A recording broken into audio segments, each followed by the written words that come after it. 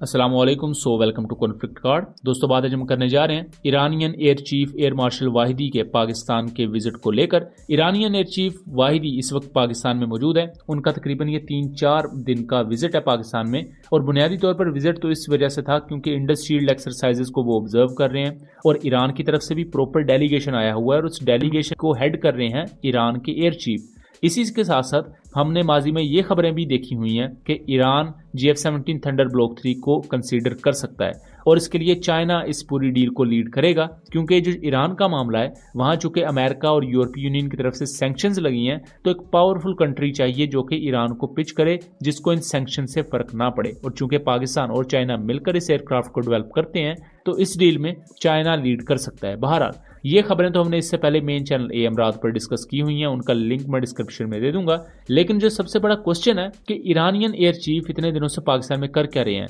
इन्होंने पाकिस्तान आर्मी की डेलीगेशन से मुलाकात की है, पाकिस्तान एयरफोर्स चीफ से मुलाकात की है, ईरानियन जो एम्बेसडर हैं पाकिस्तान में उनसे मुलाकात की है, और इंडस शील्ड एक्सरसाइज में एक अहम स्पेक्टेटर के तौर पर ये मौजूद रहे हैं। इंडस शील्ड एक्सरसाइज में तकरीबन 25 के करीब मुल्कों के डेलीगेशन आए हुए हैं। इजिप्ट, सऊदी अरब, तुर्की, पाकिस्तान एक्टिवली इस एयर वॉरफेयर एक्सरसाइज का पार्ट है, और इनके फाइटर एयरक्राफ्ट और मुख्तलिफ सिस्टम इस एक्सरसाइज में हिस्सा ले रहे हैं।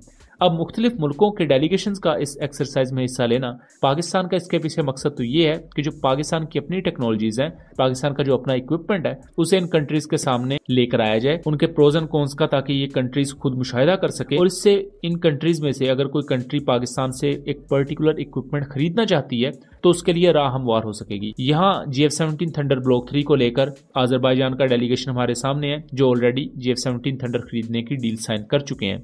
उसके साथ साथ इराकी डेलीगेशन है, ईरानियन डेलीगेशन है, बांग्लादेशी डेलीगेशन है। इनके बारे में ये कहा जा रहा है कि ये फ्यूचर में इसके पोटेंशियल बायर्स हो सकते हैं GF-17 थंडर एयरक्राफ्ट के। उसके साथ साथ पाकिस्तान का शाहपर ड्रोन भी है, जो कि इन एक्सरसाइजेस का पार्ट है। अब यहाँ दोस्तों एक Iranian open source intelligence platform Iran Spectator ये क्लेम करते हैं कि GF-17 ब्लॉक 3 को लेकर जो इनिशियल पैमाने पर बातचीत है वो शुरू हो चुकी है, और जनरल वाहिदी इसी काम के लिए ही पाकिस्तान में मौजूद है। और यहाँ जो ऑर्डर हो सकता है वो 60 से 70 GF-17 ब्लॉक 3 का हो सकता है, क्योंकि ईरान इस वक्त 2 किस्म के एयरक्राफ्ट देख रहा है। एक तो प्योरली हैवी वेट एयरक्राफ्ट, जैसा कि वो रशियन Su-35 एयरक्राफ्ट खरीदेंगे, ये बात कंफर्म है। अब जो लाइट कॉम्बैट एयरक्राफ्ट वो खरीदने की बात कर रहे हैं, इसमें पाकिस्तान का GF-17 ब्लॉक 3 कंसीडर किया जा सकता है। लेकिन यहाँ सबसे बड़ी जो रुकावट है वो अमेरिकन सैंक्शंस है या यूरोपीय यूनियन के सैंक्शंस हैं, जो कि ईरान पर मौजूद हैं, और इसकी भी मुख्तलिफ वजूहात हैं। एक तो ईरान और अमेरिका की चपकलिश, दूसरा ईरान की जो मुख्तलिफ तंजीमें मिडिल ईस्टर्न कंट्रीज में एक्टिव रहती हैं,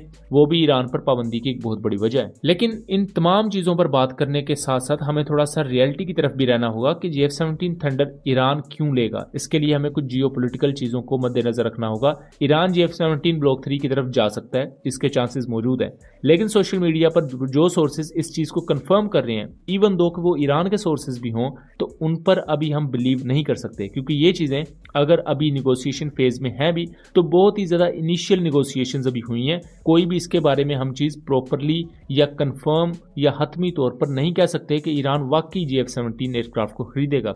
लेकिन अगर खरीदता है ईरान, तो ये एक बहुत बड़ा माइलस्टोन होगा पाकिस्तान के लिए भी और चाइना के लिए भी, क्योंकि इससे पहले ईरान 25 के करीब पाकिस्तान से खरीदे हुए मुशाक एयरक्राफ्ट इस्तेमाल करता है, जो कि ईरानियन पायलट्स की ट्रेनिंग के लिए यूज होते हैं।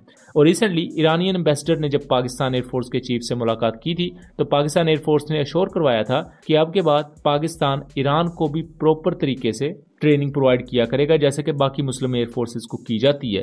और ईरानियन एयरफोर्स के पायलट्स को इसी वजह से एक डेलीगेशन की सूरत में पाकिस्तान भी बुलाया गया है, जो कि पहली दफा है शायद कि ईरान का प्रॉपर डेलीगेशन पाकिस्तान में मौजूद है एयर वॉरफेयर एक्सरसाइज को देखने के लिए। और हो सकता है कि अगले साल ईरानियन एयरफोर्स के फाइटर जेट्स भी पाकिस्तान में आए, पाकिस्तान एयरफोर्स से मशकें करने के लिए। नेवी की डोमेन में पाकिस्तान और ईरान की एक्सरसाइजेज होती हैं, क्योंकि दोनों कंट्रीज की जो समुद्री हदूद है वो तो मिलती है, लेकिन एयर वॉरफेयर एक्सरसाइज होना बहुत ज्यादा मानी रखेगी, क्योंकि आज के दौर में जो एयर पावर है हर मुल्क की, वो बहुत ज्यादा मैटर करती है। हम अगर इजराइल को भी देखें तो इजराइल अपनी एयर पावर के दम पर हर अपने दुश्मन मुल्क को अपने नीचे झुका कर रखता है, क्योंकि आपकी जमीनी फौज के पास अगर एयर कवर मौजूद नहीं है तो जितनी मर्जी स्ट्रॉन्ग जमीनी फौज हो उसका कोई फायदा नहीं होगा। सो एयर फोर्स एक डिसेसिव फैक्टर होती है, और एक बहुत ही ज्यादा अहम और सपोर्टिंग फोर्स के तौर पर काम करती है आर्मी के लिए। सो दोस्तों, इस पूरे कॉन्टेक्स्ट को लेकर आप अपनी आरा से जरूर आगाह कीजिएगा कि क्या वाकई ईरान के लिए JF-17 ब्लॉक 3 एक फिजिबल ऑप्शन है या नहीं। सो दोस्तों, ये था एनालिसिस। उम्मीद करता हूँ चीजें क्लियर रही होंगी। वीडियो पसंद आई हो तो इसे ज्यादा से ज्यादा शेयर कीजिएगा एंड चैनल को सब्सक्राइब कीजिएगा। मिलेंगे अगली वीडियो में, तब तक के लिए अल्लाह हाफिज।